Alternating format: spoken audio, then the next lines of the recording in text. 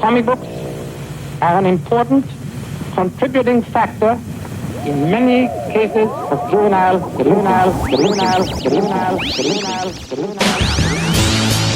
up in the sky! Faster than a speeding bullet.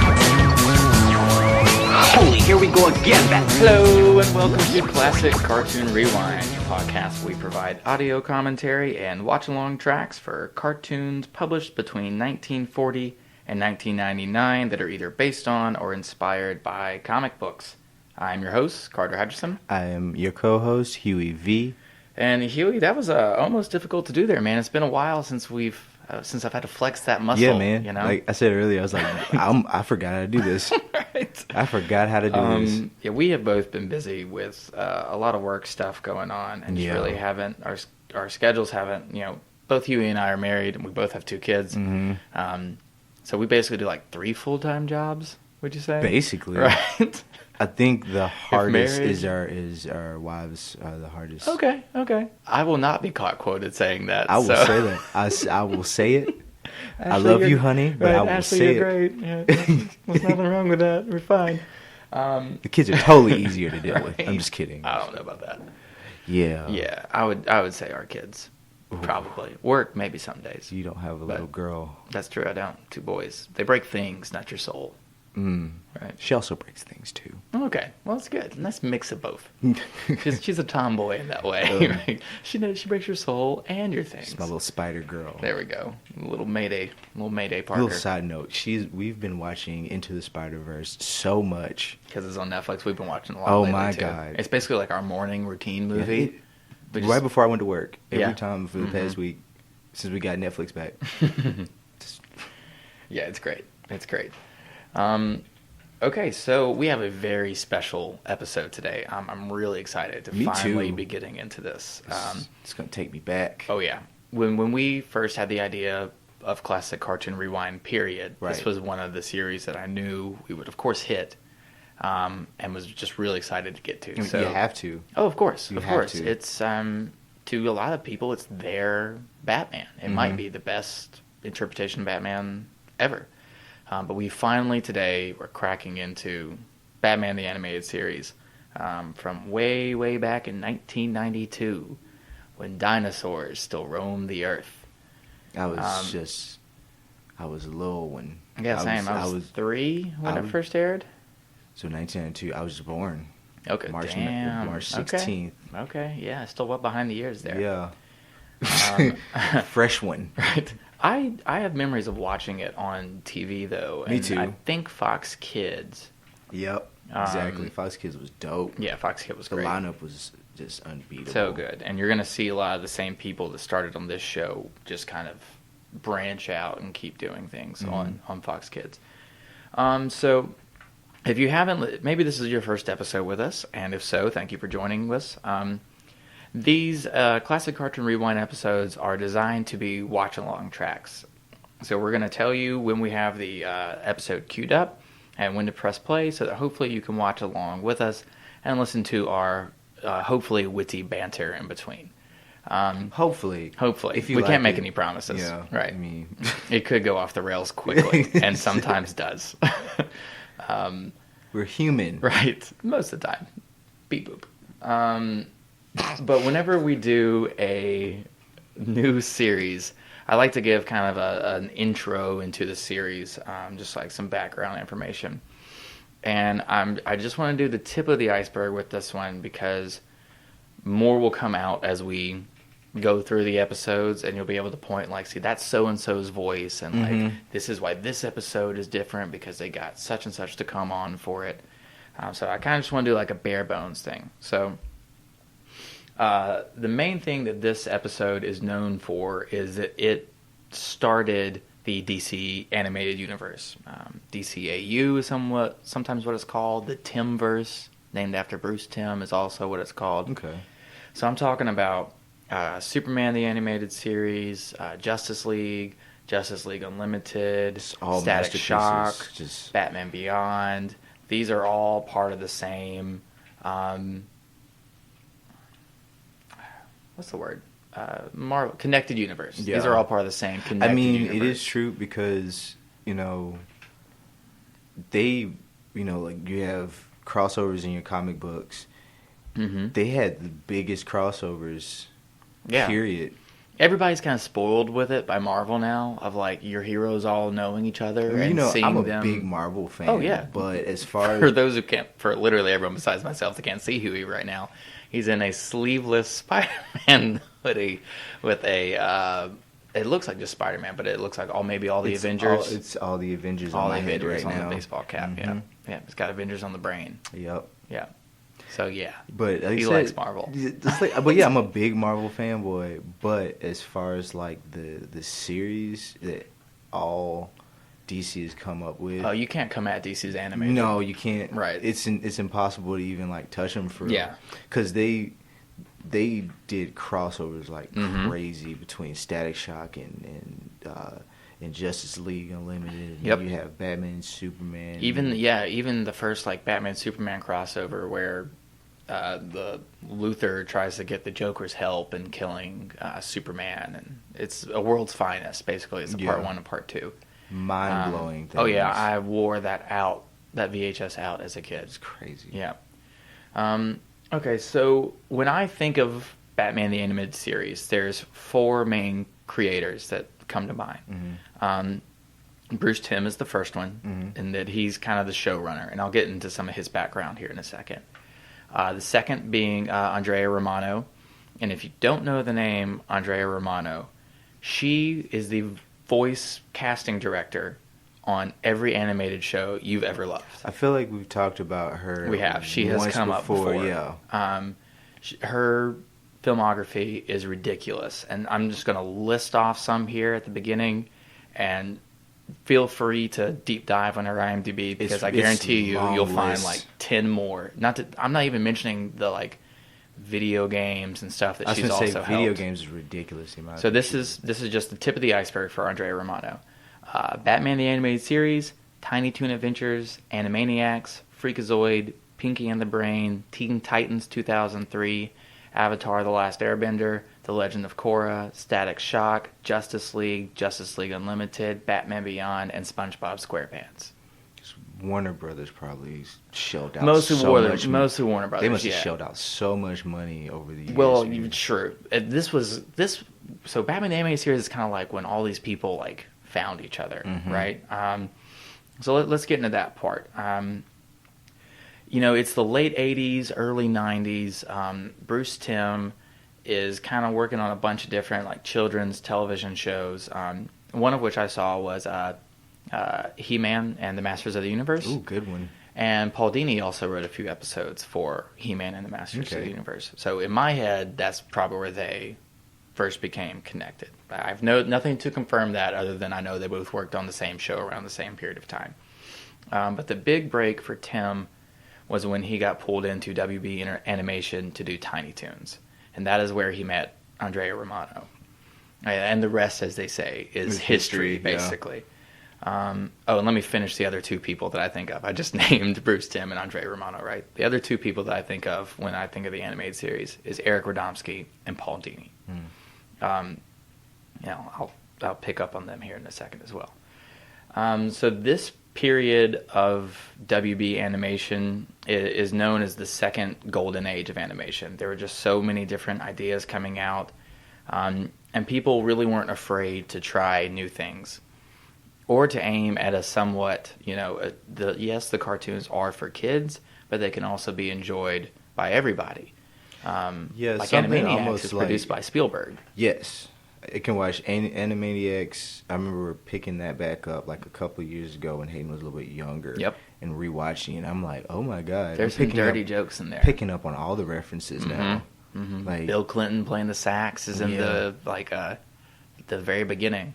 I'm sure there's a rhyme with like sax, as in like somebody wears like sax around their pants or something. Yeah. Or the Prince joke. Oh, I love that joke. That's my favorite dirty joke. Yeah, that's my favorite dirty joke in kids' cartoons. Right. I think we've said that before in the episode. Yeah, we have talked about that. If you're curious, just YouTube Animaniacs, Prince, and be prepared to laugh your ass off. But just point being, there were a lot of like young, creative people.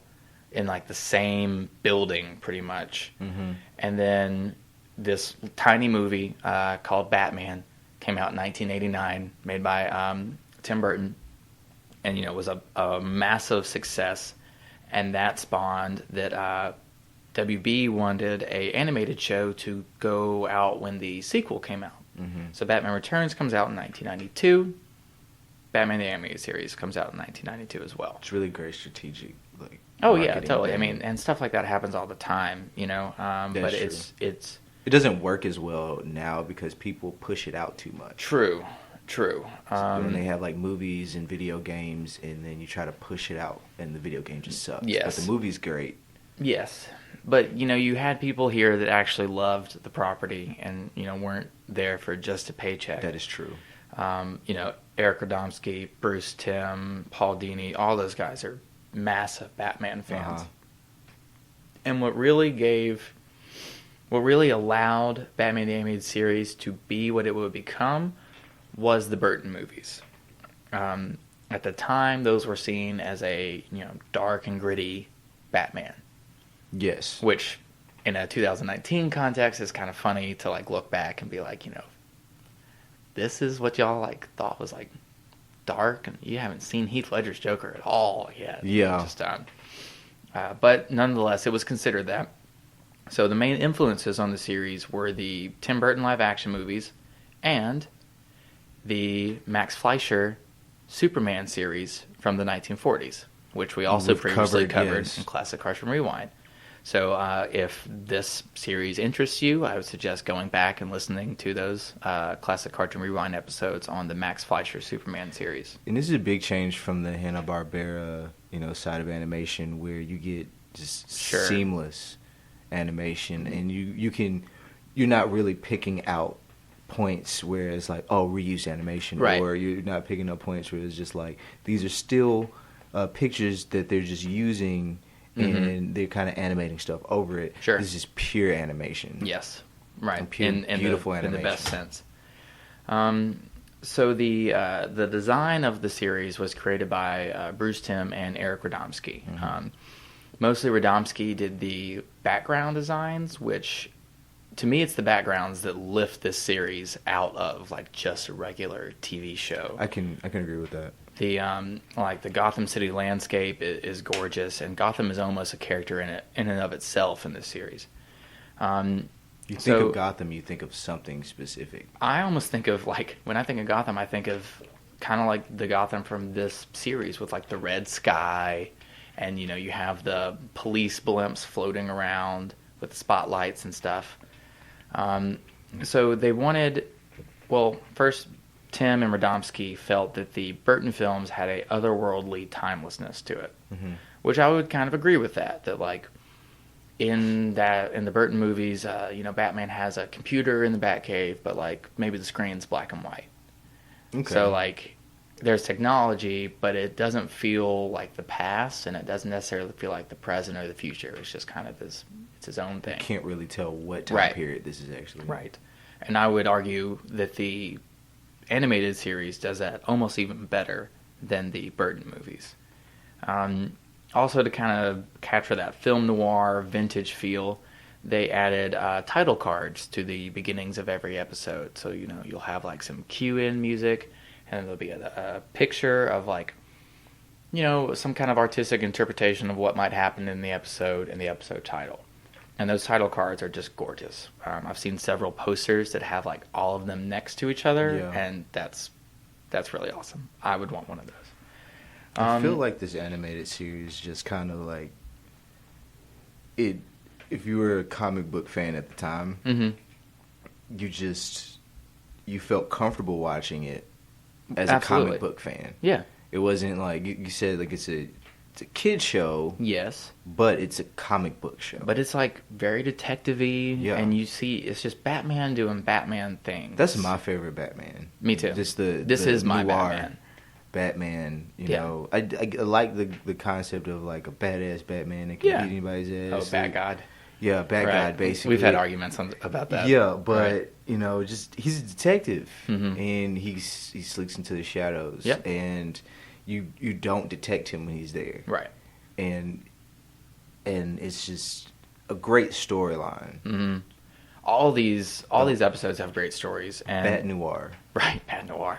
And I've heard Bruce Timm say that the approach they took to every episode was mini movies, is what they called them. Like, think of this could be a plot for a movie, but we're going to tell it in 22 minutes, you know? So and while we're still on Eric Radomski, and the background look of the series, Mm-hmm. A key element to that was that all of the backgrounds are drawn on black paper, which is the same thing that Superman, the Max Fleischer series from the 40s did. Okay. And that gives it kind of a darker, richer feel. Most animation is dark tones on white paper. Mm-hmm. So it's unusual when someone, instead of drawing the shadows, they draw where the light is. But does that make sense? So it's like negative imagery. It matches the character. 100%. 100%. It matches the character. Mm-hmm. It matches the mood that you're getting. Yep. Because it's not like Superman, you know. Well, No. Superman's basically I'm sure they did the same thing. Yes. But, you know, Metropolis The tone, is a though. lot lighter. Yes. It's a lot brighter, a lot more hopeful when you go into Metropolis. Where you go into Gotham, it's Always night. it's gritty, Mhm. dark. You know, There's smokestacks that are you might get billowing into the mugged. sky. You definitely will get mugged. Oh, yeah. Like, it's Yeah. just a thing. Yeah. You know, so... So they called it Dark Deco, as in like Art Deco, but you know, like drawn on like. Okay. That phrase stuck out to me. I thought it was very an apt description for the series. For those who don't know, Carter was a film major and graduated from Yeah. Auburn University. Yeah, Wardam. More damn. So it was really the Burton movies that kind of gave the commercial green light for the animated series to take that darker tone. So, you know, thank you, Tim Burton. And they even used the same music. You know, it's what's his name's theme? Tim Burton just has he just does a great job at using those darker tones in his movies. Yes. Old Tim Burton. Yes. Old Tim Burton. Yes. Before it got I out would- of hand. Right. I would argue that Tim Burton hasn't had an original idea since Big Fish, but that might be my own. And then he did Charlie and the Chocolate Factory. Yeah. I think Big Fish was, Big Fish was before that. Before that. Yeah. And then... That's the last Tim Burton movie I remember like really liking. I haven't seen Dumbo yet, to be fair, but I heard it was, yeah. And again, that's still not an original thought. So It's not. I think There's my a point lot of remains remakes. the same. Yeah. But everybody's doing a lot of remakes. Yeah, that's true. Getting some original content. I think people are getting a lot of credit for doing a lot of original stuff, which is what you should do anyway. Agreed. Yeah. So the series, Batman the Animated Series, originally aired on Fox Kids from September 5th of 1992 to September 15th of 1999, with a total of 85 episodes. Now, you might be saying to yourself, well, Carter, I know there was, at least some episodes into like 97 or so. So they retitled along the way.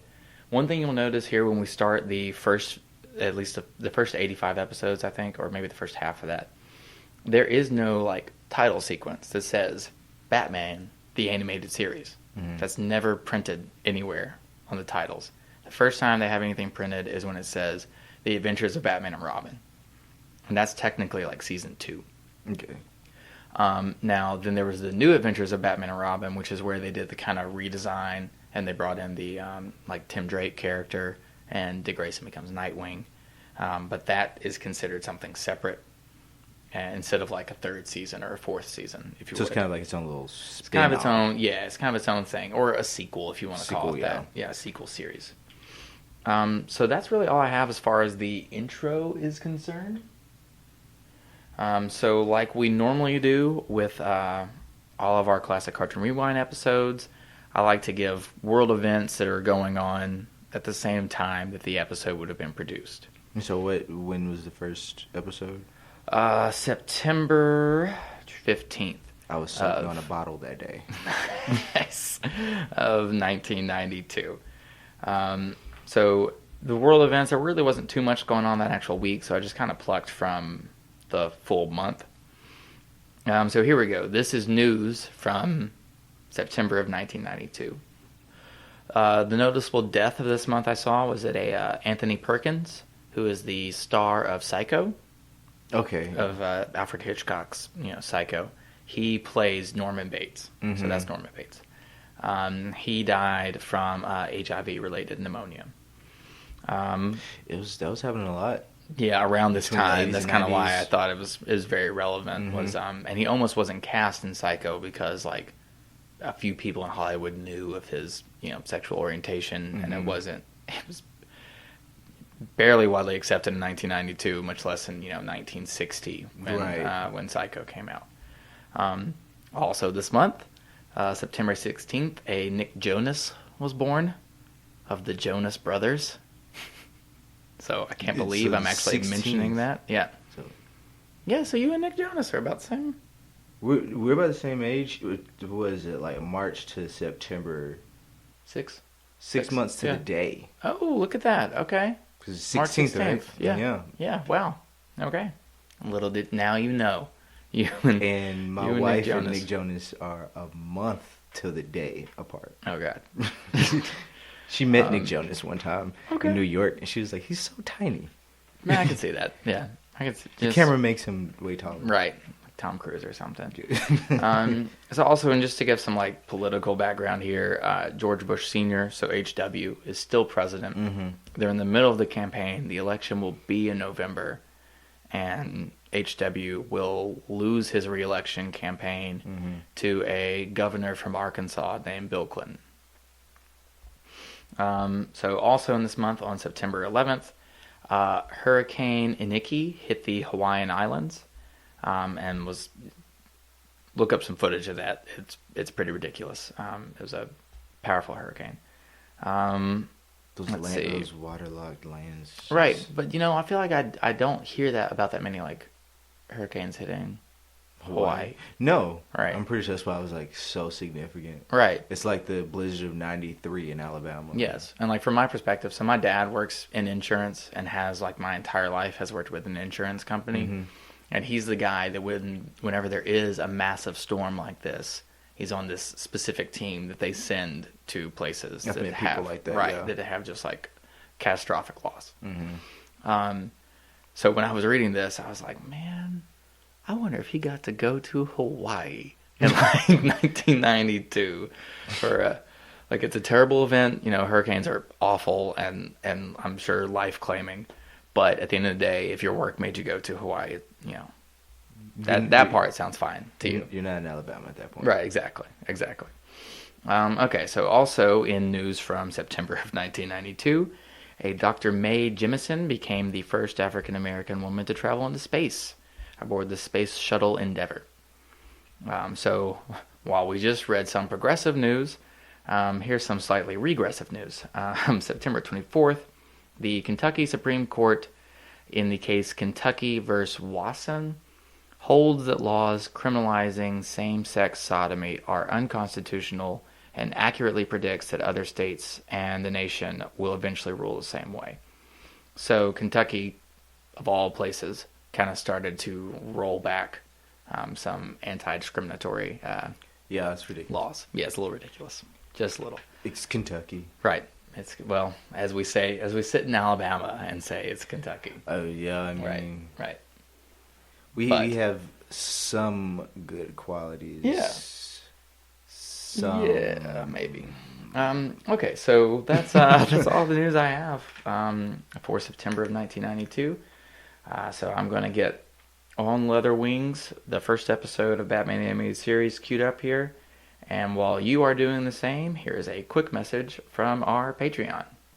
All of Grassroots Comics is funded through our Patreon, patreon.com/grassrootscomics. For as little as $1 a month, you can become part of the Grassroots Comics community, which includes many perks, such as having your name mentioned in this segment of every episode of the podcast, the ability to suggest topics of discussion for shows like These Guys Have Issues, access to the private Grassroots Comics subreddit where members can continue discussions started on the podcasts or start their own, behind-the-scenes access to the GRC studio, and early access to digitally released comics and Classic Cartoon Rewind. So it is the goal of all of us here at Grassroots Comics Productions that one day the Patreon is strong enough where we are able to produce the stories, artwork, and stop-motion animation shorts pitched and selected by the Grassroots Comics community. But the only way that becomes possible is with a strong Patreon. So if you feel that the entertainment value you receive from this podcast is at least worth 25 cents, then please become a Patreon contributor today, and with our powers combined, we can have all of our stories heard. All right, now let's get on with the rest of the show. Okay, we're back. I hope you have your Batman the Animated Series Episode 1 on Leather Wings queued up with us. That beautiful Warner Brothers. That WB logo right there on pause. You know what you're looking at. Right, and you know it's about to fade into the little headlights. Yeah, it's Welcome gonna be to the WB. Hello, my darling. Zippity-doo-dah, zippity-day. No, we're not going down that path yet. No? Nope. Right. For if you want to, maybe you have the seasons on DVD or something for Batman the Animated Series, but it is also available on the DC Universe app, which has been remastered in HD, and it's gorgeous. I have yet to get it yet. It's just... Here we are. Yeah. So I'll be hitting play. Lucky to have a friend like you. Here we go. You got a friend in me. All right. And we're back. I'm hitting play on Leather Wings. In 3, 2, 1, go.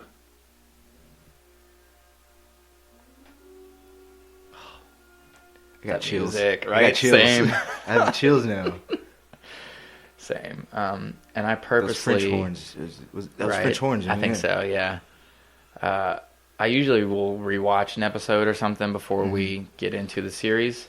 But I purposely didn't rewatch this first one just to have the... God, that Batmobile. That was a Batmobile, right? Oh, yeah. Mm-hmm. It's like a limousine. Yeah, it's really long. Which you'll see in some animation. Apparently, due to the length of the Batmobile, it was difficult to animate in corners. Like whenever the Batmobile would be taking sharp turns. Yeah. So the animators called it the Rubbermobile because you would have to sometimes just kind of like bend the... It's crazy. Okay. For a decade, they kept the same animation. Oh, yeah. And flawless. Over a decade. This note right here. This gets me to it. Oh. Those trombones on the title card. Perfection. It is amazingly... I'm a band nerd, so same. It's amazing how on point this series was and how put together it was right out of the box. Yeah. Like straight from the beginning. It gives you the Max Fleischer. Oh, yeah, you get that classic feel, for sure. For sure.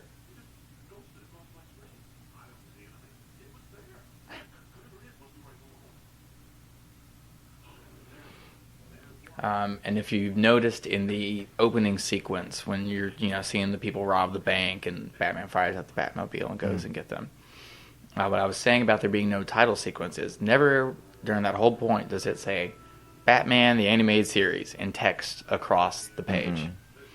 It just even trusts kids to be like, you know what the fuck this is. You're watching. This is Batman, goddammit. Like, do I have to write it? Do I have to literally spell it out for you? He's standing on top of a building looking heroic with lightning flashing behind him. It's Batman.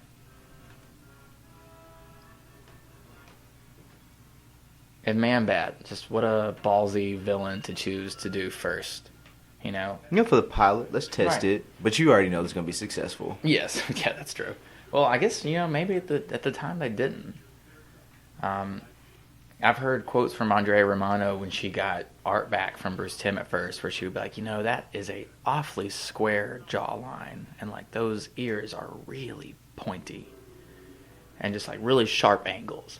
But that ends up being what the series is kind of known for, and has almost been like copied by animation series for the next like 30 years. No, you're right.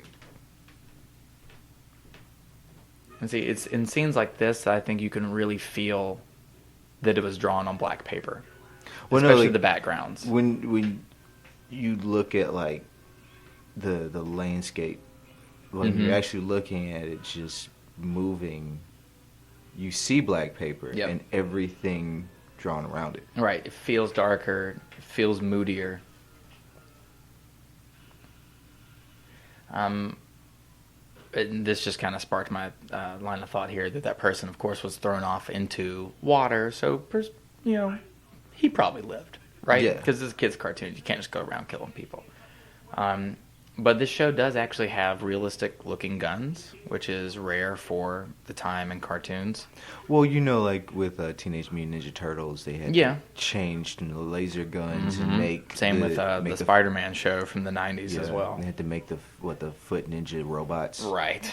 But this didn't. Although really no one ever gets actually shot by one of those guns. Like stormtroopers. Oh, here you go. Who do you think is sitting in the shadows there flipping that coin?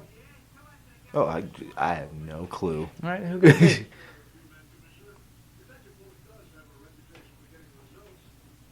Bullock.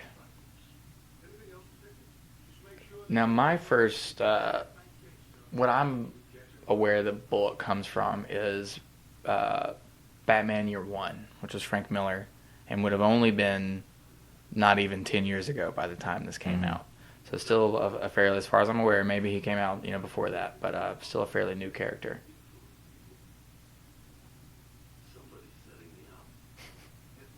And there's Kevin Conroy finally as Batman, which when I read a comic book, it's a Batman comic book. That's the voice you hear. 1000%, yeah. Some Diedrich Bader has started to come into that, and Diedrich Bader is the guy who voices Batman on Brave and the Bold. Okay. But that's only with a certain type of Batman story. If it's kind of a Batman story that embraces some of the sillier aspects of the character, or like if he's doing something fantastic like in space, Yeah. Then maybe. I like Brave and the Bold, though. Me too. It's pretty I love good. that show. Love that show. This to me, it's the second best Batman series after this. Now, we did hear Kevin Conroy. He was a voice of one of the police officers in the blimp at the beginning. That's the wonderful thing about like animation. Mm-hmm. Is that you'll hear about the same people. It doesn't matter how big the budget is. Right, yeah. If you have a great voice, you have a great voice. You're going to voice. You're in the sound booth. Yep. They might need some throwaway lines for these other people. And there you are. It is really insulting to this animation to discuss it on a podcast where you can't just actually like see it with your own eyes. Yeah. But like it is a feast for the senses.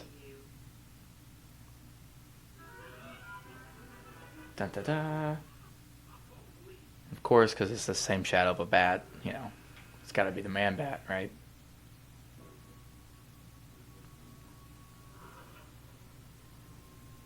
Okay, so here's our first bat gadget that we're seeing. Smoke pellets. It's a classic. Knockout gas. Okay, yeah.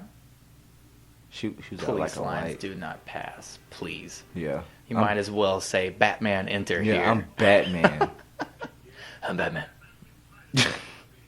But I'm Batman.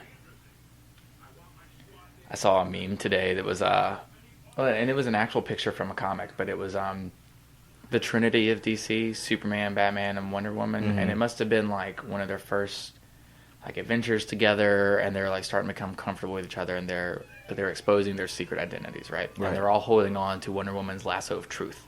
Okay, and Wonder Woman goes first. She says, "I'm Princess Diana of the Mascara," and Superman goes second, and he says, "I am Kal-El of Krypton, Clark Kent, Superman."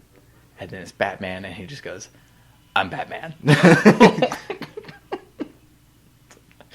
Love it. That's really all you need to know. Bruce Wayne died in the alley that night with his parents. It's been Batman ever since. Ever since. Any Bruce Wayne is a mask.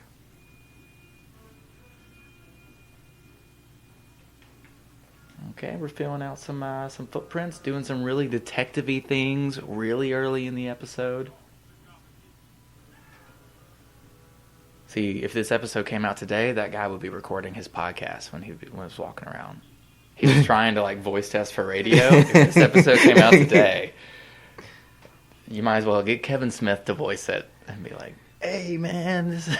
Oh my God, yeah, I love Kevin Smith. Me too. He is a national treasure. Jay and Silent Bob's coming. I was going to say, have you seen the trailer yet for Jay and Silent Bob reboot? I haven't seen it. It's good. It is good. Did you hear who is playing? So do you know the plot? So the plot is Hollywood wants to reboot Blunt Man and Chronic. Oh my God! Right. Yes. So Jay and Silent Bob go to Hollywood to stop that, right? Which is, of course, like a commentary on like the reboot nature of Hollywood and blah blah blah blah blah. But what's great is the actor that Hollywood has playing Blunt Man is a Mr. Val Kilmer, who of course was Batman in Batman Forever. I love that. But you know who's originally supposed to be Blunt Man, like in Jay and Silent Bob Strikes Back with James Vanderbeek and Jason Biggs. No. You ever seen? Yeah, Jason? yeah. Those are the original characters that were supposed to play Blunt Man and Chronic until Jay and Silent Bob beat the shit out of them. Oh, that's right. Okay. Then Mark Hamill was right. Ballbuster. Is that his name? Or is it like... Yeah, maybe it's Ballbuster. Or Nutcracker or something. I don't know, but Ready for me to bust your balls? I love that Mark Hamill's in that. He's like... That's great. Chris Rock's like, George Lucas gonna sue somebody. Right.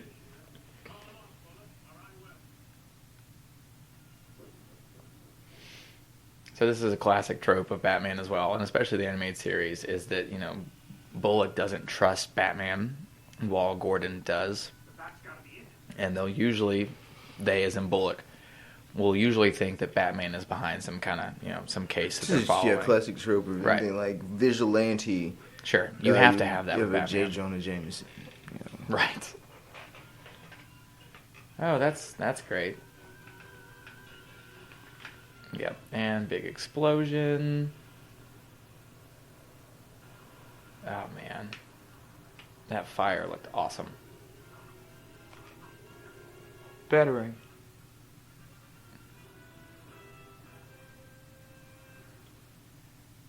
Alright, so we just had Batman goes into a building, uses some gadgets to do some detective work, gets a lead on a clue. The cops show up, big explosion, Batman has to swing out of the building and saves a cop while he's doing it. Mm-hmm. Like, can it get more just Batman-y. boiled down Batman, just like the essence of Batman in the first 5 minutes of an episode?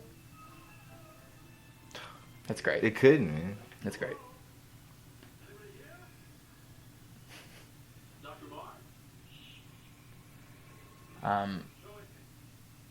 I've heard Andrea Romano talk about the just the amount of different actors that they went through to try to find their Bruce Wayne Batman, and it was a lot of people. It was just like the amount of people that want to play Batman. True, and you put out a casting call in Hollywood for Batman the Animated Series, you're gonna get them to line up. But Kevin Conroy is kind of a choice from left field. Like he hadn't, to my knowledge, he didn't have any voice work up to this point. He was a stage actor, classically trained, Juilliard school, all that kind of stuff. And from what I've been told, or from what I've heard in interviews, is the main reason he got the job was how he differentiates from his Bruce Wayne, which is kind of like in a lighter tone, like right up here in his voice register. But then for Batman, he goes like down into this deeper, darker place. And don't knock the table, Huey. I'm kidding. That was me. So yeah, that's a classic take on his Batman, and it's just great. His agent must have been pushing for this like super hard. Right. Like, no, you really need to try this out. He's like, no, go in and do it. Sit for it. Not my thing. You're right. Cartoons? I don't know. And then it's been his entire career, basically. Yeah.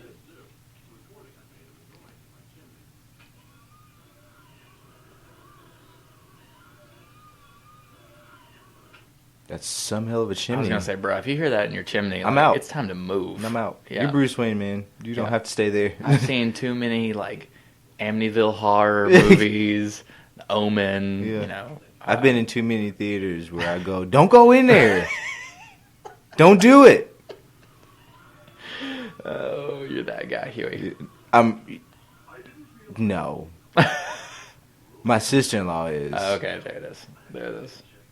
sister-in-law. My Man, head- you're getting in trouble with all kinds of people tonight. God, man. Right. Now they don't listen. Dude, we took her to go see, not Endgame, but it was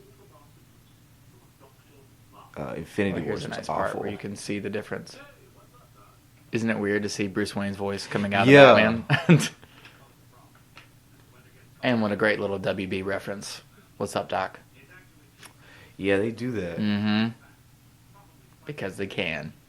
because it's their own property. Yeah, totally. Screw it. Yeah. You know you're watching a WB property Yeah. at this point. Yeah, exactly. The logo, if you miss the logo, you now know. Mm-hmm.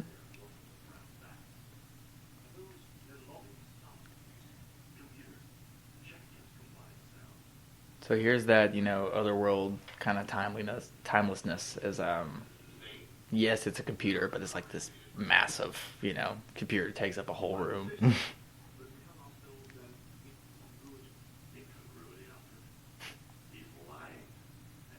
The way Kevin Conroy says lying is just like so. Boy, you have been lied to before, Yeah, sir, he's and pissed. you did not like it. Yeah, He's been through this before. right. How many relationships, Bruce? For real. How many relationships? What was her name? Andy? Andrea. Now, how'd you let her go? Love it. So yeah, basically that was Batman figuring out who's bullshitting him. Have you seen this before? This one, particular, It's or is it just been like a long okay. time since I've watched it. I'm You so remember excited. Man-Bat episodes? I remember Man-Bat in general. Man-Bat scared the hell out of me as a kid. And I have this book as well. That's it's a collection of individual Batman issues from all throughout his publication. It's called The Greatest Batman Stories Ever Told, and it's some from the 30s, some from the 50s, 60s, 70s, 90s, so forth. And there's one from the 70s that is a Denny O'Neil story that is Man-Bat in Las Vegas. And the visual of that just always really stuck with me as a kid. Just this Man-Bat in Las Vegas? Yes, this dark shadow of a bat flying over the neon bright of Las Vegas. I think that was a Denny O'Neil thing that he liked to get Batman out of Gotham City. Yeah, okay, I can understand. During that time, Batman was very globe-trotting, almost like a Bond type character, rather than sticking him in one city. Because, because everybody needs a superhero. Yeah. For every different type of occasion. He Sure. might not do world-breaking things. Well, and there's world-breaking different cases villains, that are but going to there's- take Batman outside of Gotham. It's just going to happen. It's like when we were doing the Max Fleischer series, they took him out of Metropolis. Yep. And then, Yeah, start putting him in Japan. And yeah, it was more indicative of we won't times. talk about the jungle episode. And, yeah. We can talk about Johnny Quest jungle episodes. There's a lot of The those. Pygmies. All right, now that transformation. That's really good animation. And, again, if you're a kid in 1992 and you're watching this on primetime TV. Nightmares. Yeah, yeah, 100%. Gotta love the bat cape. I wonder what material that thing is made of, because he just uses it for everything to repel chemicals, fire.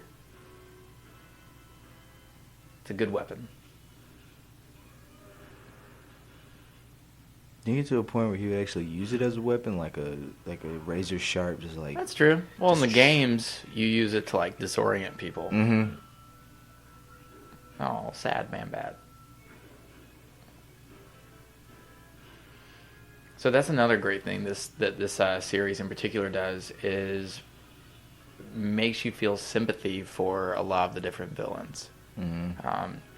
Ones in particular that come to mind are Mr. Freeze, for one thing. Yeah, I mean, Mr. Freeze, as we know it, modern, owes that interpretation to this series.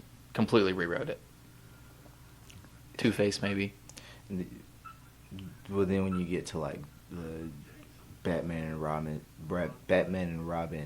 cinematic movie with Arnold Schwarzenegger. Everybody chill. Yeah. Too many puns. Oh, so many cold puns.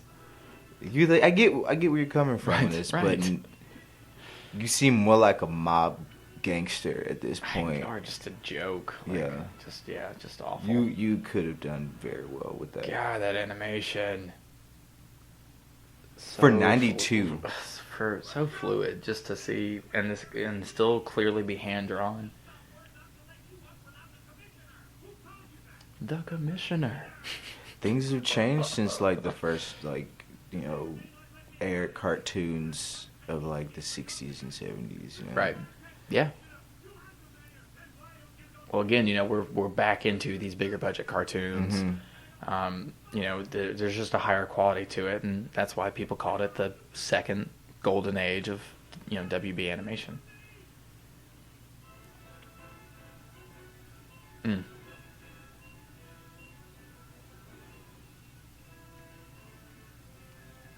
Another thing this series does really well, I think, is having Batman emote with his with the eyes of the mask. Yeah, it's getting bigger and smaller. I think Spider-Man does that a lot. When I think of that, but we'll get there. Right. This series is able to really communicate Batman's expressions clearly through facial cues. As I get older, I am more of a fan of actually seeing Batman's pupils, but I think this series does a good job of showing his emotions with the lens.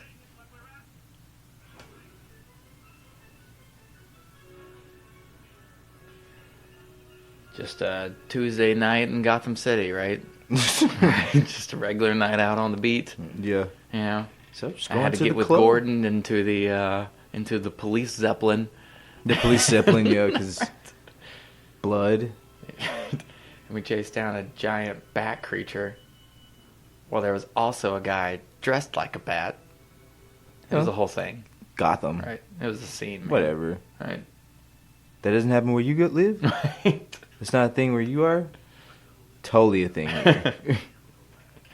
I thought that was just normal. Time to move the hell out of Gotham. Right.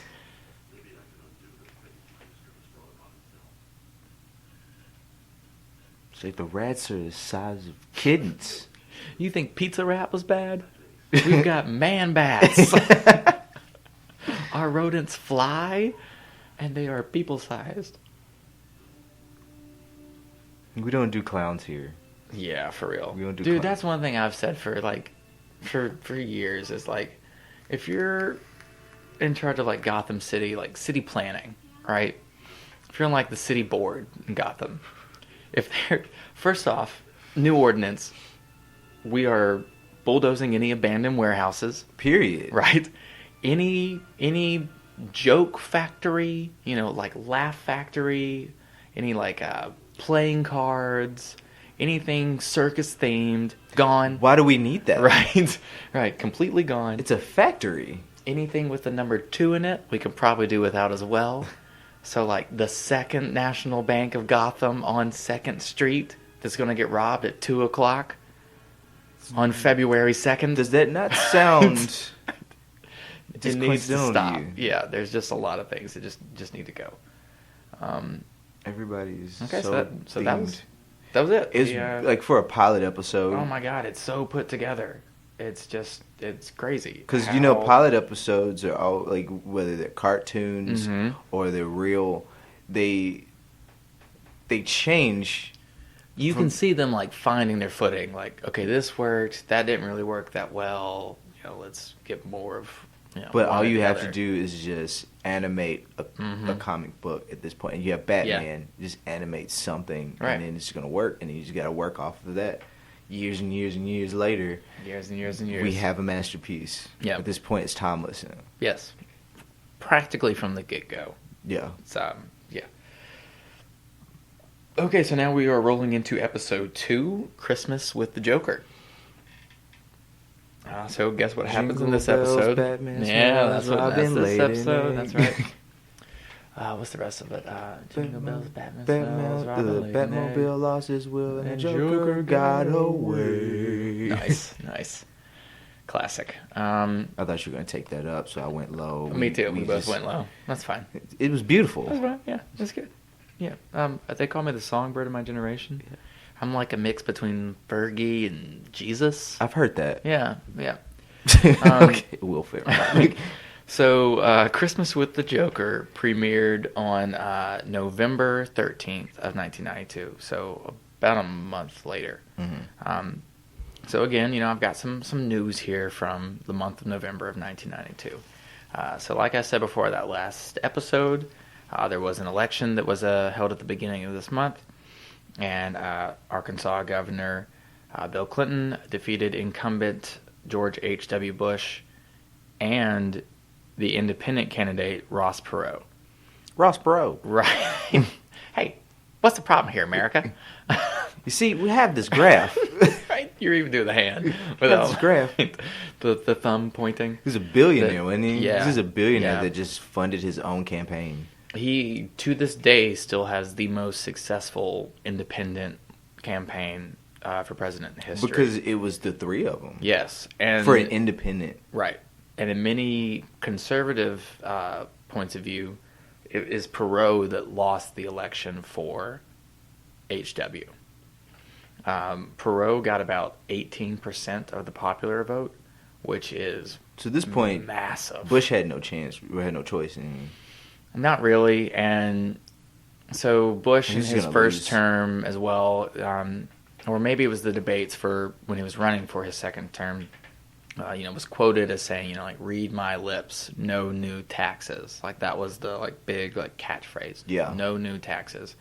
But there was they had cut the taxes so much during the Reagan era that it was impossible not to raise taxes by this point without completely ballooning the deficit. Reaganomics. Yep, classic trickle down my ass. Mm. So, Whoa. right, yeah.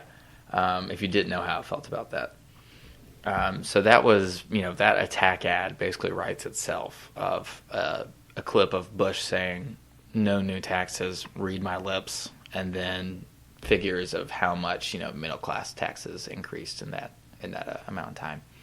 Also, and this is maybe this is from a 2019 view of the Electoral College. I'm a politics nerd too, so when I got into this part, preparing for this episode, I had to actually look at the map and see which states. You had a lot of fun, did you? I did. Yeah. Clinton won 32 states and D.C. Mm-hmm. Now he won Arkansas, which Arkansas was the only state that actually had a majority for either candidate. The only one. So all the other ones were 40-something% because of Ross Perot. Right? So it's the whole, it's the fallacy of having the first past the vote system that we have where if you think that you like Ross Perot, say you normally vote Republican, right? Mm-hmm. So you're like, I would vote for Ross Perot because I like him, but I think that if I don't vote for George H.W. Bush, that it's a vote for Bill Clinton. Does that make sense? No, that's just pretty much how most people vote. Yeah, the least of two, Evils. Exactly. Now there is a system of voting called ranked voting, which Maine has instituted, and this is a great way that if Ross Perot was your number one choice, you could put him at number one, and then if your number two was George H.W. Bush, you could put him at number two.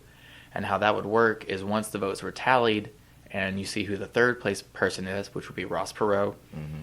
all those votes would get striked, and all those votes would then go to who those people's second options were.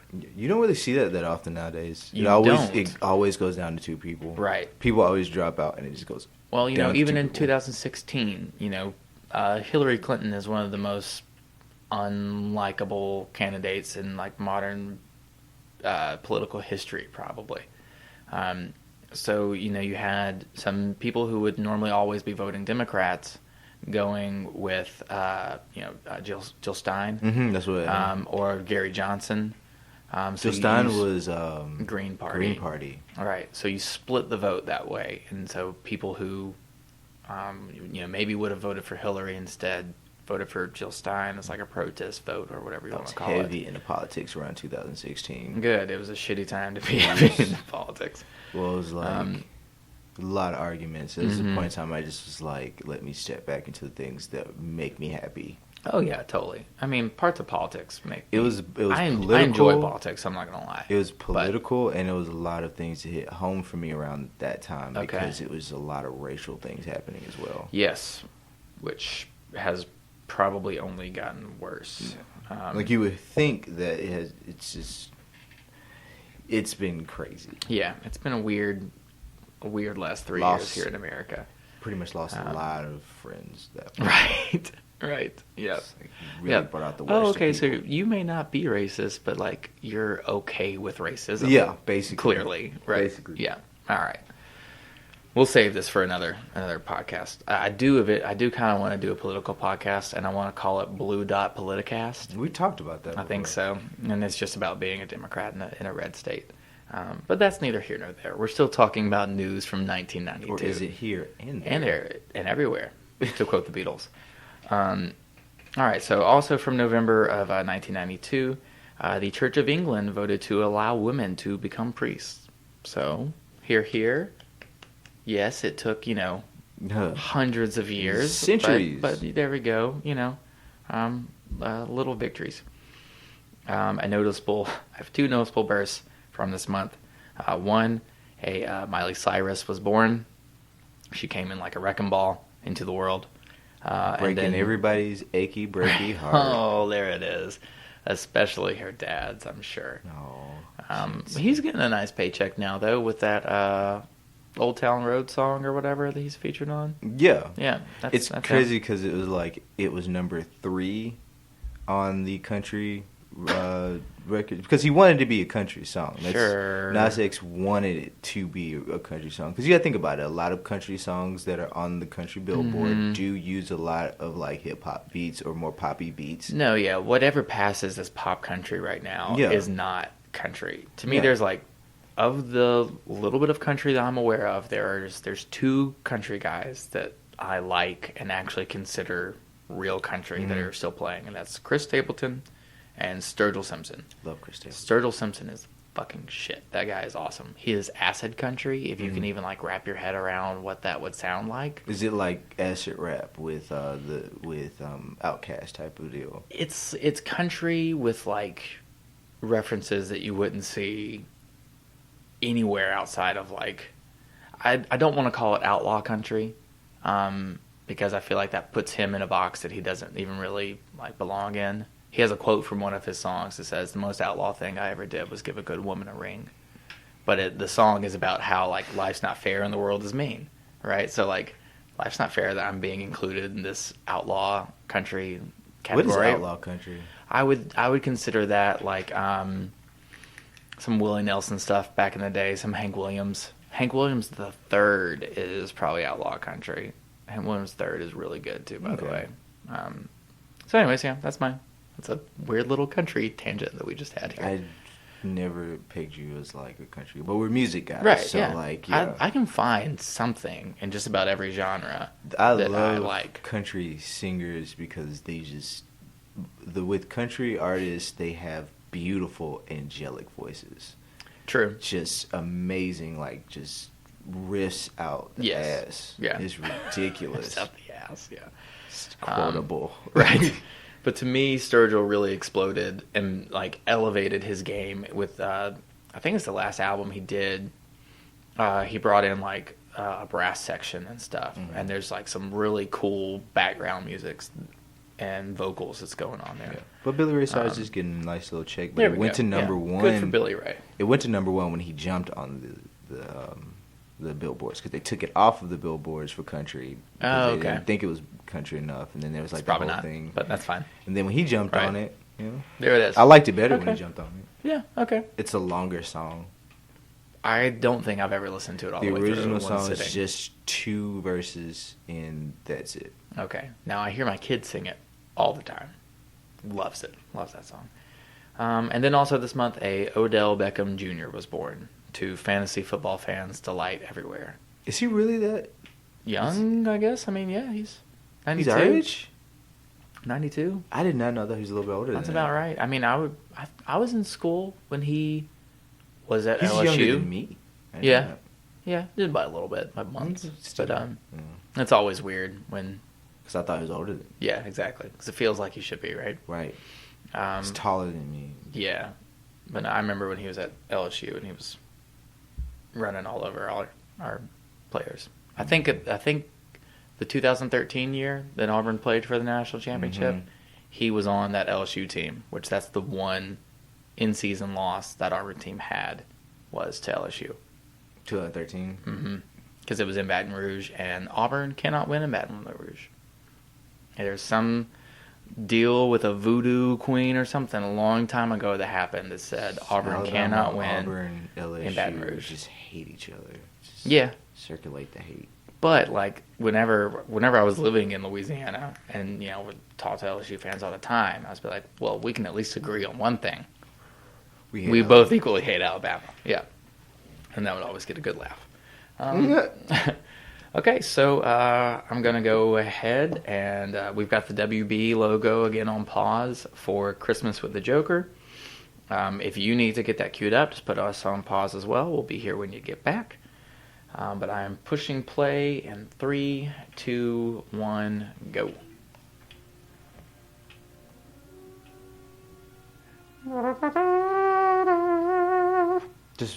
Just being in like orchestra or being in a symphonic band in high school, I miss it. Yeah. Just playing in an ensemble like that, you mean? Yeah. Like getting to hear somebody else do their riff and then like answer it with your... Yeah. And you're just looking at the music and you're just waiting for it to come up. Mm-hmm. And, like you can pick out your favorite parts. Right. You know those rest signs, right? Yeah. Mean that somebody else is doing something cool. I was a saxophonist, so we got some cool parts. Same. You play saxophone? Yeah, we've talked about this. You played we did tenor, talk about didn't that, you? Yeah. I play alto. Okay. I played alto in jazz band, and then tenor in concert and marching. I don't know why we haven't jammed, because we don't have our saxophones, that's why. Oh, I have my saxophone. You have your saxophone? Mm-hmm. I need to... And if you can play an alto, you can play a tenor. Yeah, that's true. Yeah. You can play an alto clarinet, too. Yeah. I would have no idea the, fingerings, but... okay, so that's a very classic title card there as well. And, we're going to... I think the first thing here, yep. It's the song that we were just singing.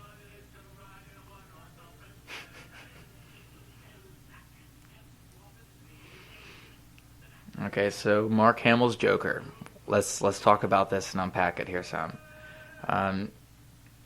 Just as the same way as when I am reading a Batman comic, and there's you gotta have it, right? The Christmas tree turns into a rocket to get the Joker out of Arkham. And he said it. He got away. Yeah, he knows how. In the one-horse open tree, he knows how to make an exit and an entrance. Mark Hamill's a Joker. When I am reading a comic that has the Joker in it, the voice that I'm hearing in my head, especially with the laughs, is Mark Hamill. Now, what is funny about that is Mark Hamill was not the first choice to voice the Joker in the series. Who was it?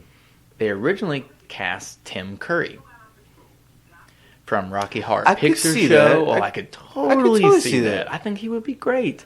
Either one of them, would kill it. Yeah. But It would have been just as iconic. Yeah.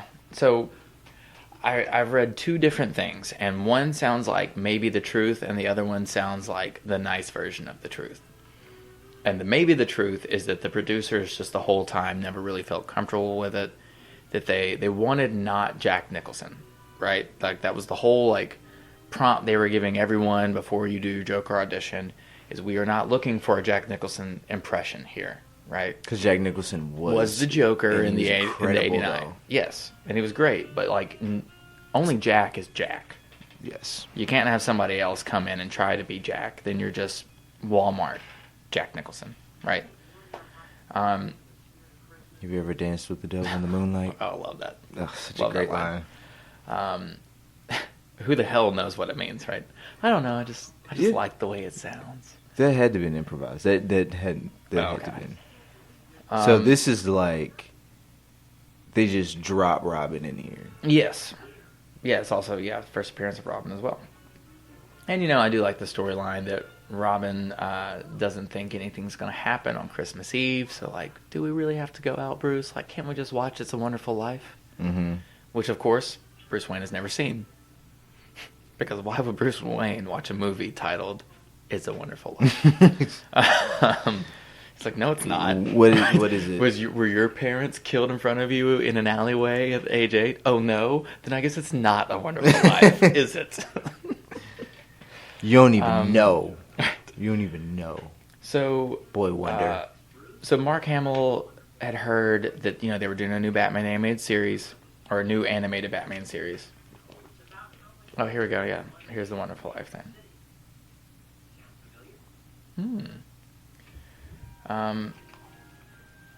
And he wanted to be on the show, but he thought that, you know, his name would probably be too big to put as any kind of recurring role. So he wanted to be like special guest spots here and there, you know, maybe a small throwaway villain. But that was just kind of like his plan to get like in the door. He really wanted one of those recurring roles, right? Now he never dreamed that it would be something as large and iconic as the Joker, because he's Luke Skywalker, right? He is the prototypical hero's journey hero for modern film, for 20th century America. And I've heard back in the very beginnings of Kevin Smith's podcast, Fat Man on Batman, the first few of those episodes are him just interviewing people that are tangentially involved with Batman, and one of them is Mark Hamill, right? And Kevin Smith is trying to find an analogy for the amount of balls that it takes to cast Luke Skywalker, the golden-haired farm boy that saves the universe, as the Joker, the homicidal, mass-murdering maniac. And he's like, you know, the really only comparison I can think of to put it to is, it's like if you cast Luke Skywalker as the Joker. He's like, it's so big. Blows everybody's mind. It's so big pop culturally that the only way to describe it is itself. Because both characters are iconic in their own right. Massive. But yeah. Because I was going to say, just like when they casted Michael Keaton as Batman. Oh, sure. What we talked about before. All right. Mr. Mom. Right. Yeah. And I use that argument all the time when people get upset about the new Batmans. Same. People didn't like Heath Ledger's casting as the Joker at first.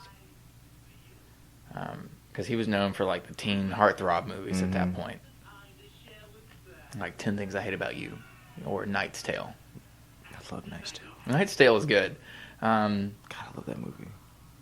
It took me a long time, like, until I found out that it was actually a Canterbury Tale. Yes, although not based on that. Not based on it, but it was... But funny story about that. I wasn't going to bring this up until you just did, though. I had an English teacher in high school who was just a super English nerd, poetry, all this stuff, right? And he said that he heard about this movie called A Knight's Tale that was coming out, and he went to go see it by himself, and, like, he was an awkward fellow, right? Like, picture, like, if Ichabod Crane was, like, an advanced English teacher, and, like, that's this guy. Not Johnny Depp's Ichabod Crane. No, like socially awkward. Yeah, like cartoon, but like put him in real life. So he went to go see Knight's Tale by himself, and it's him in the theater with these like all like 13 to 17-year-old girls. Oh god. Right? He's just like, I'm in the wrong place.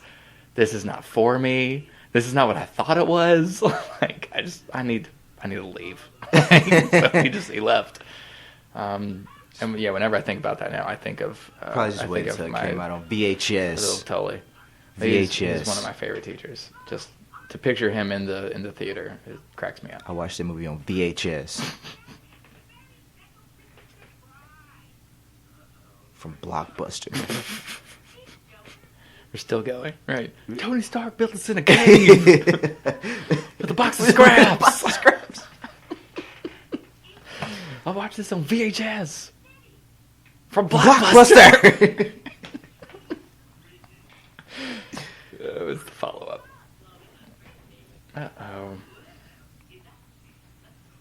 And there's just something great about the Joker in a Christmas sweater too. Like doing a Christmas special. Just so like homey. Yeah, like, it feels wholesome. But psychotic. Mm-hmm. Like Norman Bates Yes. in a Right. Christmas sweater. There we go. I'm cool with that. Now that you mentioned that, Anthony Perkins would have made a pretty decent Joker at some point. Dun, dun, dun.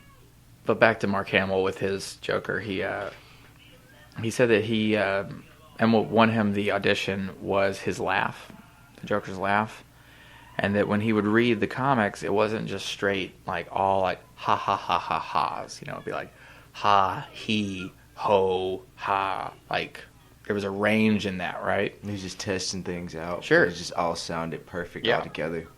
So he said that he wanted to treat the Joker's laugh like a musical instrument, you know, like it would express however he was feeling at that time, you know, whether it's like extremely confident or like uncertain of himself or, you know, any range.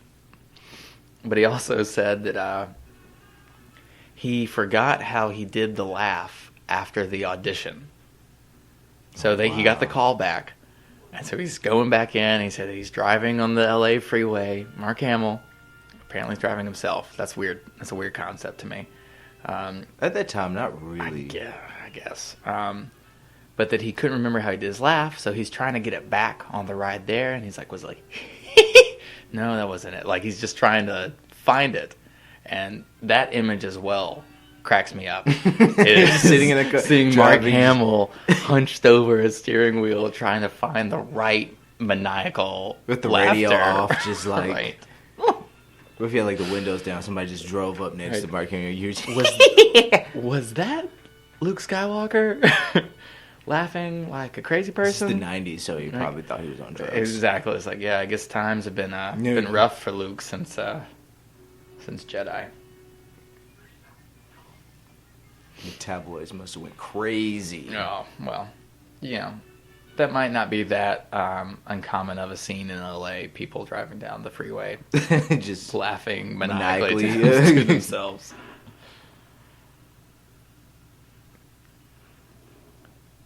So that train scene specifically really brings back memories of the Fleischer series. Mm-hmm.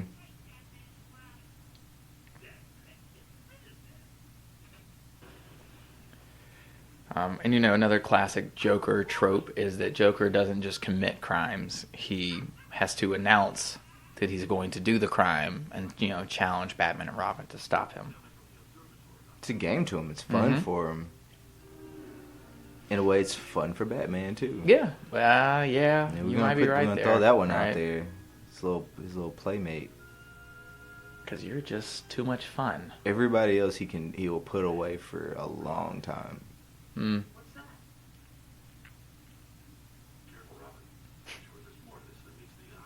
Yeah.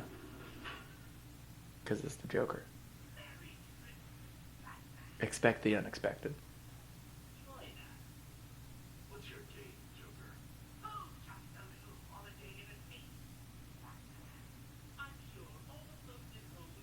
Mm.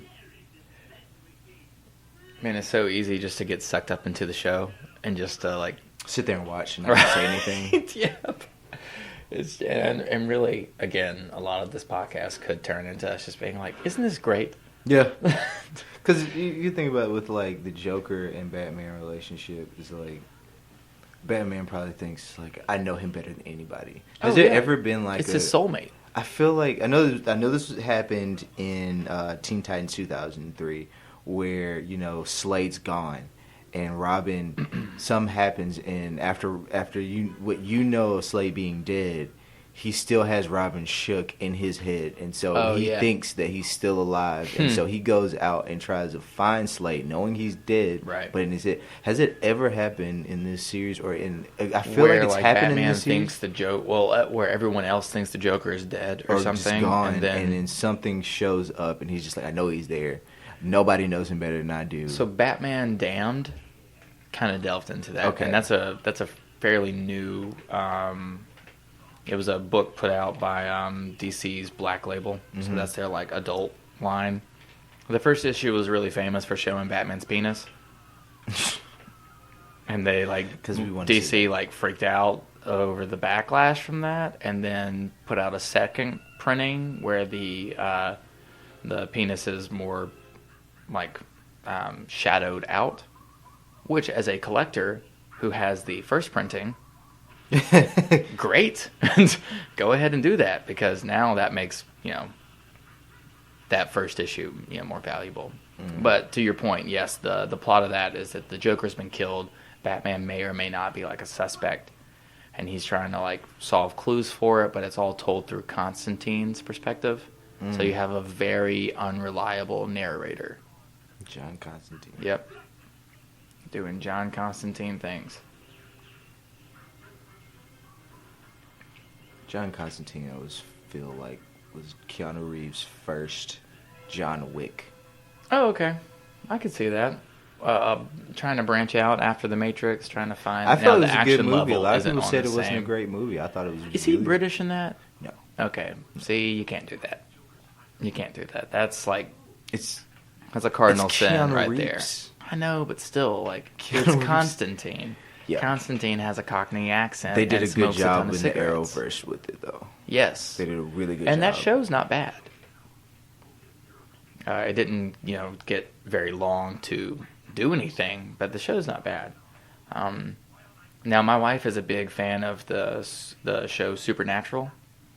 I have which- not gotten into Supernatural. It's not bad. Way too many seasons. Oh, there's like 1,000. I said as a seasons by One Piece this fan, point. but yeah, that's right. it's like No, I get it. It's 27 daunting to jump seasons. into. Yeah, ain't nobody got time for that. if it ended, didn't it? I don't think so. I don't know. I have no idea. But whenever I watch career. it with her, I enjoy it. I I bet, really yeah. like it. But it is frustrating to me because I just want it to be Constantine. Like, I can see what you're going with. right. that. It takes place in the whole like magical, side. There's demons, there's angels. New Age Grimm Brothers. Right. Just like I want to just be like, just do that, but with Constantine, and maybe have like Zatanna show up, maybe a Dr. Fate appearance, maybe some Swamp Thing. Didn't they cancel Swamp Thing before you Yes. started? The first episode aired and then they canceled it. How'd you feel about that?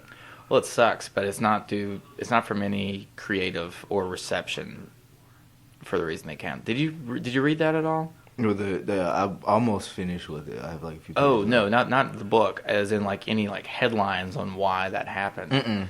So I just heard it got just- canceled, and I was right. like, "Damn, I wonder how Carter feels about So this." it's He the was so weirdest excited. reason. Look, all right, a LAFCO factory should be shut the fuck down, and Especially if you know about the Joker. right, right. He's been around. Well known that he does the laugh gas Yes, thing and yeah. kills you with it. It's his whole shtick, right? Just eliminate it, or even better yet, take out all of the places except for one.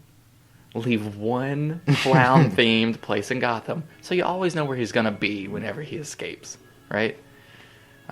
He doesn't own Gotham. We can destroy all of this shit. Like we can. Okay, but Swamp Thing. It's the weirdest reason I've ever heard for a show to be canceled. It was due to a tax error. So, these states that are given like massive tax incentives for film companies to come in Yeah. and film? North Carolina is one of them, and that's where the Swamp Thing was filmed. And they built the swamp that you see in that show. That is not like on location somewhere. That is a backlot somewhere where they like made a swamp. So they would have had to store that, for in between breaks of seasons, which would have been difficult to do. But then two, they were supposed to get this massive, and it's been a while, so I don't remember the exact numbers, but it was a huge tax break. Let's say it was like $44 million, which that's what I'm like in my head. There's some like 4 number there, right? I mean, their tax breaks were ridiculous. Yes, it was supposed to be huge. But someone on DC's end made a clerical error, and it was really only like 14 is what they ended up getting back. Wow. Yes, like it was a That makes a really difference? yeah, it was a really big difference. That's low budget for a movie, yeah. especially now in like Right. 2019. No, you can watch the Swamp Thing show, and you see the money is on the screen. Like the body horror stuff that they do with prosthetics and everything looks really, really good, and Swamp Thing looks good. But the budget just wasn't there. Like You the tax just break- can't. Yeah, when you're expecting that amount of money back. Oh, that dude when that was like must have got built so in. much. Oh, he's bull- fired. Oh, he's done. Way fired. They're Right. gonna have to start over from like ground zero at that point if they decide to bring it back. Yeah, which I don't. And there's also the whole thing that Mike and I talked about on the IP Wars episode, where AT&T doesn't exactly know what it wants to do with the DC Universe app, and that because there's going to be a WB app, right? Right. So you do just fold that into the WB app, It would or make do you sense. I agree. I think I would want give me all my WB shit in the same place, as long as they keep the same digital comic format and library that DC Universe has. I'm cool with it. It would be stupid not to. Right. Same way with the Disney app, Disney Plus. I fully expect there to be a Star Wars corner of Disney Plus. I expect there to be a classic Disney corner of Disney Plus. The content with Star Wars has just gone up since it's ridiculous. its inception. Yeah. It's ridiculous. So why not just do the same thing with DC? Just have a DC corner of the Warner Brothers app. Would make sense to me, but It makes too much sense. right. Yeah. Hopefully there's some AT&T exec listening to this podcast out Remember there. that going, perfect word? Remember that perfect word we were talking about? Right. So if you happen, dear listener, to know any AT&T execs, be sure to forward this episode to them. Say, Or there's are something you, need to if hear. you are an AT? Yeah, sure. Right. Let's hope our audience has that kind of connections. If so, get me a job. Right. Yeah, man. I'll write this You shit. like what you hear? Mm-hmm. You gotta like what you read even more. That's a good This Joker is gag. a Joker gag, Right. you know?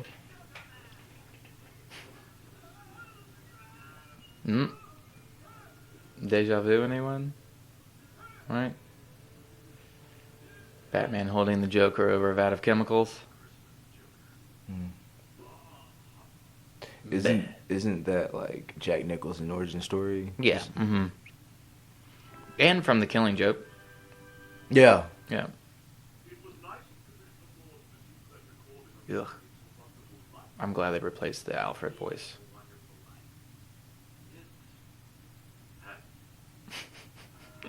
They used that Alfred look for many years. Yes. And I think it just changed from his hair actually being white to being black and still having the whole male pattern baldness thing. But They had the whole horseshoe kind of thing going on, the friar tuck. yeah. Yeah.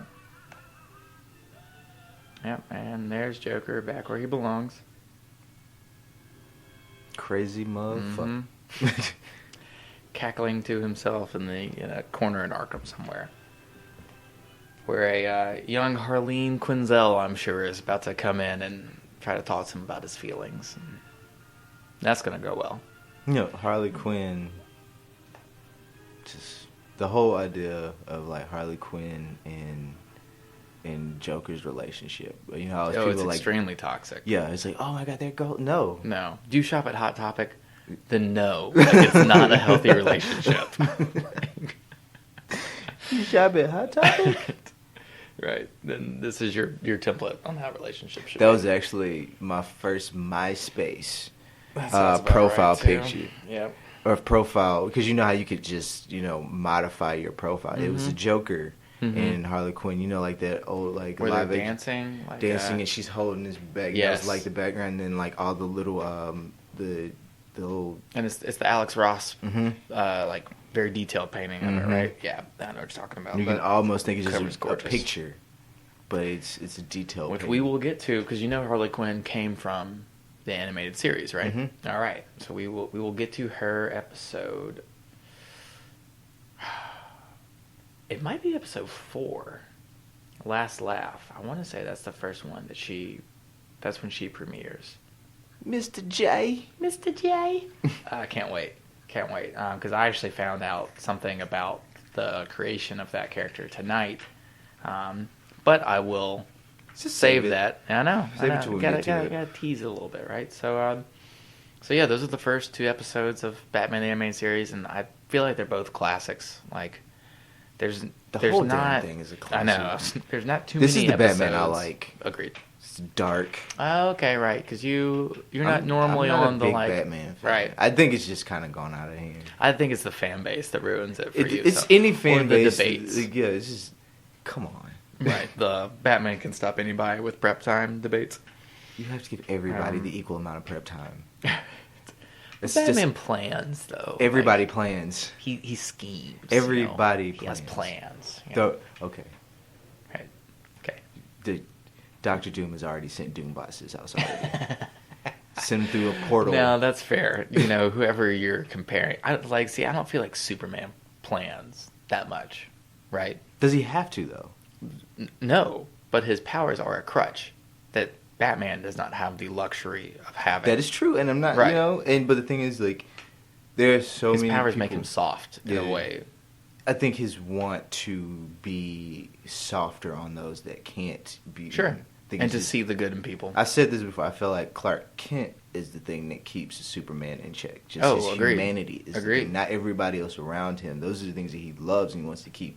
Well, You they're know, a part of his humanity. they're part of What his is your humanity. humanity without your family? Or Yeah. your, right? But at the end of the day, it's like he can pick and choose whether he wants to be this humane being or not. You know, Sure. he has the power to break worlds. Do you want to inspire people to do better, or do you want to force people to do better? And it's all about the circumstances that you grew up in. He Yeah. didn't grow up in the worst circumstances. No. He grew up with very inspirational parents, But Yeah, well, as long as it's not Kevin Costner. as long as it's not Kevin Costner. Yeah, I- which is a He could damn have shame. He could have saved you. You were the chosen one. Like you were the best part of that movie until Yeah. that part. Right.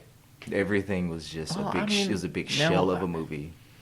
Beautiful, Yeah, it does look good. beautiful It is a movie. gorgeous movie. And I remember Right. my buddy Carlton before the Oh, that movie trailer came out. too. Gorgeous. The shot of like the swing. Oh, my God. In the plains of like the grain. I was fields excited of for it. Kansas. I know it looks so good. But like my buddy Carlton, he was just like, my prediction about this movie is that it's going to be a beautiful movie to watch, Mm-hmm. but it's just going to be a terrible movie to listen to. Which is a shame. And that is exactly. And I after I watched the movie, I was like, dude, you couldn't have been more right about that. But that's my opinion. There's a lot of people who love the movie. I agree with you though and it's a shame that Henry Cavill didn't get a chance to do another solo Superman movie because, in my opinion, he's the best Superman since Chris Reeves. Mm-hmm. But the movies His- he's been given haven't been anywhere close to Always- Superman 1 and 2. I have an argument about Hugh Jackman and Wolverine too. What about that? What do you mean? When you say what was given was Oh, great, sure, yeah. well, what he was given was great, but what it was, well, you've had that Right, conversation. but even before. Hugh Jackman is good. If in, Hugh Jackman's like- good at anything. You're right, yeah, that's true. We were watching Les Miserables Mm-hmm. on the trip when we went to Orlando, and Karen, she just turned it on, and so we had to sit through the good 3-hour movie. And I sat there and watched it, and I was You're just a good like, man, Huey. You're a good man. but Hugh Jackman and Anne Hathaway were like, Doesn't Russell Crowe sing in that Russell movie? Crowe is, yes, and Poorly, right? That's what I remember hearing from when it came out. Is like, and I'm stealing. Originally, this quote was about Jim Carrey, but I'm going to apply it to Russell Crowe. Was that Russell Crowe singing is like your parents having sex? They should be allowed to do it every now and then, but you shouldn't have to listen. yes. Do you want to cast Russell Crowe in a movie like that? Like, Honestly, I don't know why you cast Russell. everybody I don't else know. was so good in that movie, but it's just like Hugh Jackman. You put him in anything is great. But Yeah. what we were given was great, but what was given was not. Sure. I'm not a big Russell Crowe fan. Oh, either, Russell but- Crowe was horrible in that Yeah. movie. I walked out of his Robin Hood movie. Like walked out of the theater. I just heard it wasn't good. Yeah. I saw it at the Dollar Theater and I still left. You got it for cheap. I You know. were like, Right. you're like, give me I my was give on me my a- $1.50 back. I was on a date and we had better things to do than watch Russell Crowe Robin Hood, I guess. Mm. After it wasn't good. Okay. So It's like the stale popcorn was better than this movie. right, and this is the Lorna Road Yeah, I Dollar know. Theater, right? Yeah, so just the flickering fluorescent lights in the bathroom. The stinky, Sure. stinky theater, Mhm. sticky floors. Yuck. I All will right. pay $30 for a ticket. To not be here, right? We once went into a movie and then we snuck into another movie. I'm trying to remember what movie. It was for Karen's birthday. think we went and saw the Lego movie Okay. at a dollar theater. And That's a good we one. snuck into another movie. I'm sure the employees give less than two shits there. No. Like, You're yeah. paying $1. Right. Stay. You know? Right. You and the other guy in the theater can watch the movie. Like, all right. So yeah, that's been the first 2 episodes. And again, episodes 3 and 4, I still feel like are classics. I'm like 90% sure that Harley's first appearance is in that 4th episode, The Last Laugh. I'll check, obviously, before we get to the next episode, just to make sure. But Nothing to Fear is a really good Scarecrow episode, so get ready for that. Scarecrow is such a big trippy character. Oh, I yeah, remember and when it they gets introduced wild. him in Arrow, because I was a big Arrow fan for the first few seasons. I didn't know they... Yes, Okay. Scarecrow was in it, and it was so... Just gotta keep ripping off those Batman villains, huh? It's Arrow? DC. Yeah, but like, I know. I feel like Arrow should... He needs to get some of his own villains. I feel like they instead did. of He using was- Batman villains. I mean, but Slade in Arrow was It was amazing. great. It was great, yeah. Better than what they possibly... Slade. Just... Have you seen that in the Teen Titans movie? No, you haven't seen the Teen Titans movie, right? They're like, Slade's such a great villain name. Just Slade. Oh, I wanted to name... Sticks on the... I wanted to name Cameron Slade. Really? Yes. Because our mutual friend Adam, He's him and his wife have been talking about naming their upcoming boy Slade. Like, Karen wanted to be like, I want him to have my initials. And I was like, fine. That was her reasoning? Hayden All has right, my I'm not initials. getting enough. Okay, all right. All right, stayed away from that one. I feel you, though. Right, that so- I had so many cool names. So His name you would have know. been Slade. All right, well, this has been Classic Slade Cartoon Wilson, Peter Rewind. Parker Advance. And that's why the dads don't get to name the kids, right? Oh, man. Because if not, for Adam, you'd be seeing Batman Finney. Oh, his name would be Batman. Right, yeah. Like, He's unapologetically. ridiculous. Adam would have named him Right. Bruce Wayne Right. Batman Batman Finney. All And right. Nicole would have had to deal with it because she gave him that choice. Oh, my goodness. Yeah, yep. And what did we learn, Nicole? What did we learn, What did we Nicole? learn? God, I hope he watches this. Right. I'll tell him he got a shout out. All love right, you, well man. that's it for Classic Cartoon Rewind this week. Be sure to join us next week for episodes 3 and 4 of Batman the Animated Series, Nothing to Fear, and The Last Laugh. I have been your host, Carter Hutchinson, And I've been your co-host, Huey V. and we'll see you next week, kiddos.